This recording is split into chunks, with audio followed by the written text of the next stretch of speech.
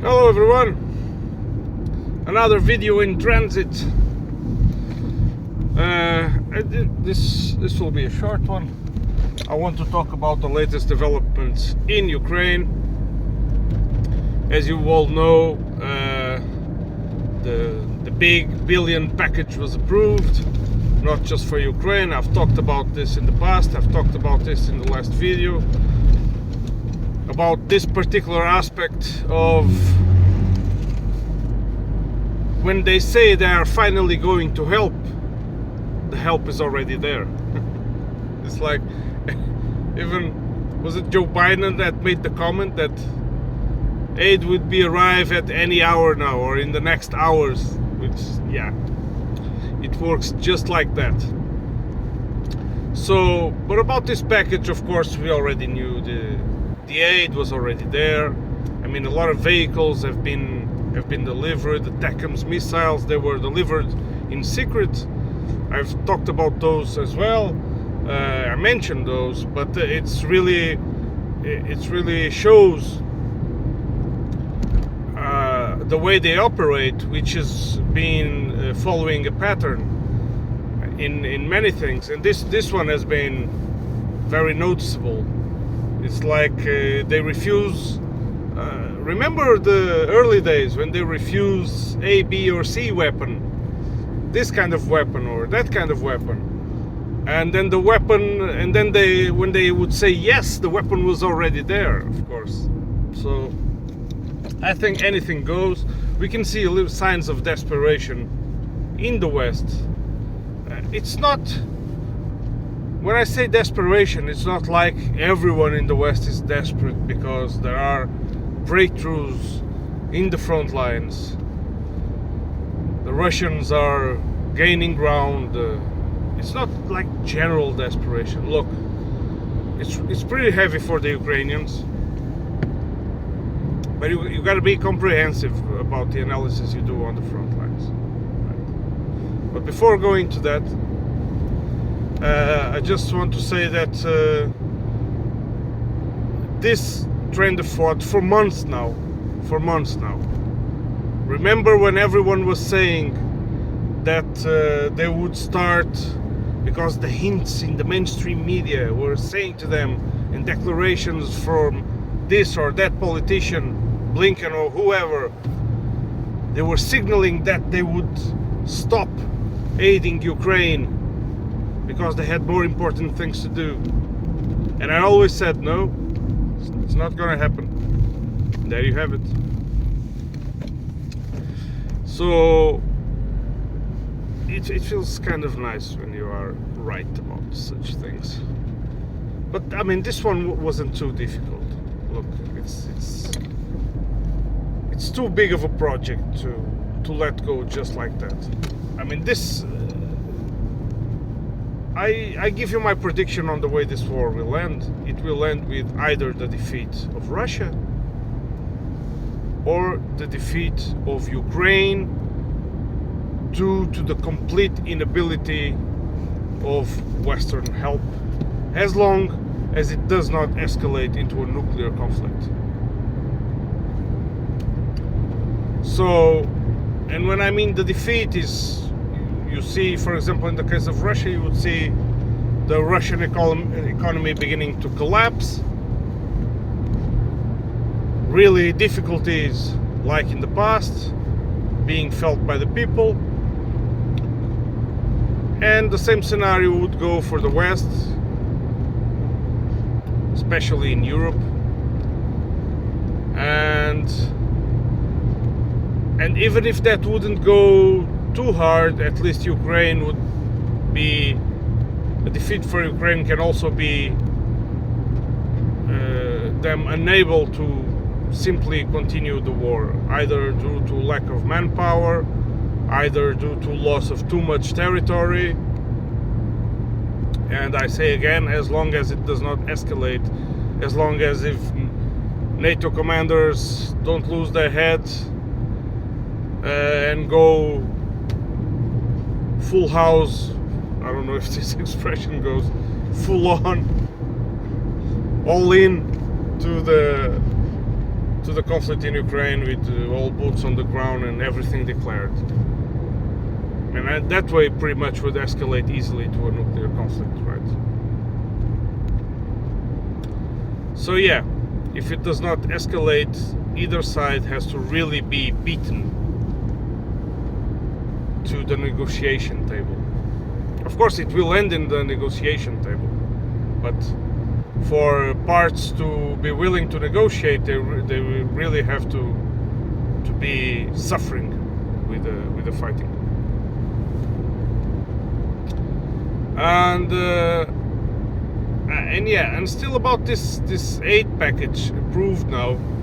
Of course, a lot of the money will dissipate in corruption. Will go back. Will go trickle back. Not trickle. Will really flow back to the United States, to the war industry.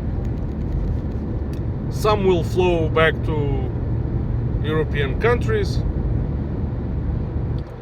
But the thing is, I think it will be not enough. Far from that. It will not cure the manpower disease. It will aid to prolong the war. And I think it's a very inefficient use. I don't know if there are very intelligent people in Washington, or in whoever is the brain of this project Ukraine, or if they are really dumb and arrogant, just that, and they think that they can never lose. I don't know. Remember that the US, for example, is latest project in Afghanistan, 20-year project, they lost the war. I mean, not many people talk about this. It was not like a big thing like the defeat in the Vietnam War. That's for one reason, because the Vietnam War was televised a lot, and you could see the suffering of the American people there a lot, the American soldiers. But Afghanistan was not like that. But it was a defeat just the same. I mean, they had to run away from there. And they really ran away because the country was far from being any kind of control. Okay, so being said, I don't know what these people think about they can do in Ukraine, or we're talking about in terms of winning, losing. In the conventional matter, this country lost the war against that country. And there might be another possibility, which I will talk about briefly, maybe develop in other videos, which is that even if the US has lost the war in Afghanistan, for example, the people that desire the war and that pushed for that war in the first place, they don't care. They haven't suffered anything. For all I know, they got more powerful and more rich. Have you thought about that? And it's not like their leader has to kill himself in a bunker or something.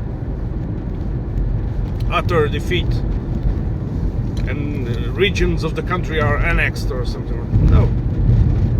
They just move on. They just put the printing machine working again and go to another project. That's it. That's it. We have reached such capacity, such production capacity, that we can sustain wars, multiple wars at the same time, sustain economies even with a lot of problems, but still enough for people not to overthrow governments, and keep going, keep slowly grinding humanity's freedom, independence and dreams, while keeping them happy.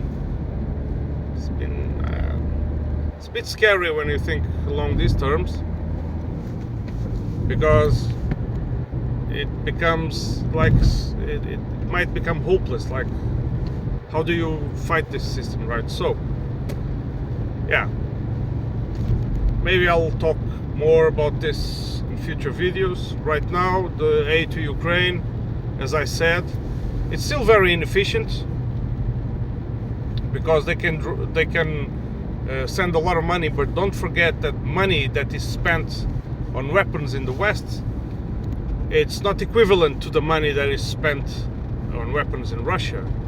Russia gets more, how do they say, bang for the buck for the bank. What is this expression? So their money is more efficient. For less money, they get more weapons. And it's an integrated system. It works as a whole. Their defense industry, it's intertwined with the state and with the army. And this is just, in the Western case, in Ukraine, they're just gathering stuff and dumping in Ukraine. Of course they cheat, and Russians know they do this because they have boots on the ground, coordinating, targeting, training, operating, I suspect, as well. Because all of these weapons, if you just throw them there and no training, no nothing, it takes a lot of time to train and to put in use in coordination with the whole of the army, right? It takes a lot of time. So when they say 8 packages is done, next week is there, it's not like a delivery from Amazon that you order in your home and arrives and it's done. It's much more complex than that. I mean, there are YouTubers that have gone great lengths to describe these processes. Ryan Berletic, I think, is the champion of explaining this reality. For me, he's like the best in this field, explaining when every time a new weapon was introduced, he would go there and talk about the details, how this introduction would really take effect. And so, yeah, I think for now it's still a big business, the war. Still a big business. I don't know, I don't think the West, the White House, or people in Europe, I mean, people in Europe, they just put the idiots in charge, like von der Leyen and John Mitchell. They just put the idiots in charge, the yes people. I mean, it's really the least competent ones, the ones that are just narrow-minded, just hungry for power and not real leaders, right? So they just follow the US rule. But in the US, I don't really know. I think they're realistic about not winning this war. I mean, for them, it will always be a victory, because as long as they can maintain this, their lobbies profit, their power grows. I don't see any downside for them. I mean, I really don't. They are still the kind of machine that cannot be killed through such means.